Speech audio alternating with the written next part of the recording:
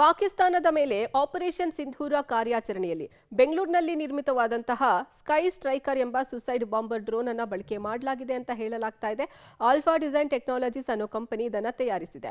ಇದು ಶತ್ರುಗಳ ಕಣ್ತಪ್ಪಿಸಿ ನಿರ್ದಿಷ್ಟ ಗುರಿಯ ಮೇಲೆ ದಾಳಿ ಮಾಡುವಂತಹ ಸಾಮರ್ಥ್ಯವನ್ನು ಹೊಂದಿದ್ದು ಪಾಕ್ನ ಉಗ್ರ ನೆಲೆಗಳನ್ನು ಧ್ವಂಸ ಮಾಡೋದ್ರಲ್ಲಿ ನೆರವಾಗಿದೆ. ಇದರ ವಿಶೇಷತೆ ಏನು, ಹೇಗೆ ಕಾರ್ಯಾಚರಣೆ ಮಾಡುತ್ತೆ ಅನ್ನೋದನ್ನ ಆಲ್ಫಾ ಡಿಸೈನ್ ಟೆಕ್ನಾಲಜೀಸ್ ಕಂಪನಿಯ ಸಿಒಒ ರಾಘವೇಂದ್ರ ಅರೂರ್ ಪಬ್ಲಿಕ್ ಟಿವಿ ಜೊತೆ ಮಾತನಾಡಿದ್ದಾರೆ. ನೋಡೋಣ. ಶತ್ರುಗಳ ರಣಬೇಟೆಗಾರ ಸ್ಕೈ ಸ್ಟ್ರೈಕರ್.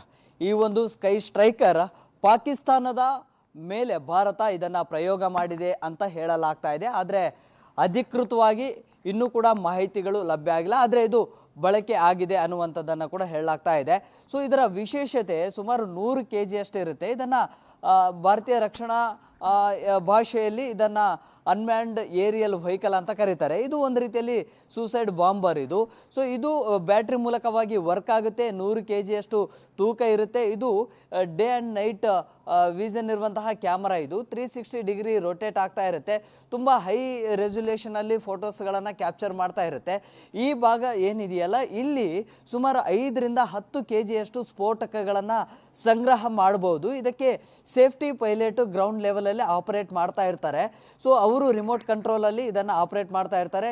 ಈ ಭಾಗದಲ್ಲಿ ಸುಮಾರು 5 ರಿಂದ 10 kg ಅಷ್ಟು ಬಾಂಬ್ಗಳನ್ನು ಅಥವಾ ಬೇರೆ ಸ್ಫೋಟಕಗಳನ್ನು ಸಂಗ್ರಹ ಮಾಡಬಹುದು.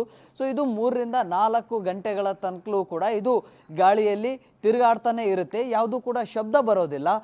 ಜೊತೆಗೆ ರೇಡಾರ್ ಸಿಸ್ಟಮ್ ಏನಿರುತ್ತೆ, ಆ ರೇಡಾರ್ ಸಿಸ್ಟಮನ್ನು ಕಣ್ತಪ್ಪಿಸಿ ಇದು ಆಗಸದಲ್ಲಿ ತಿರುಗಾಡ್ತಾನೆ ಇರುತ್ತೆ.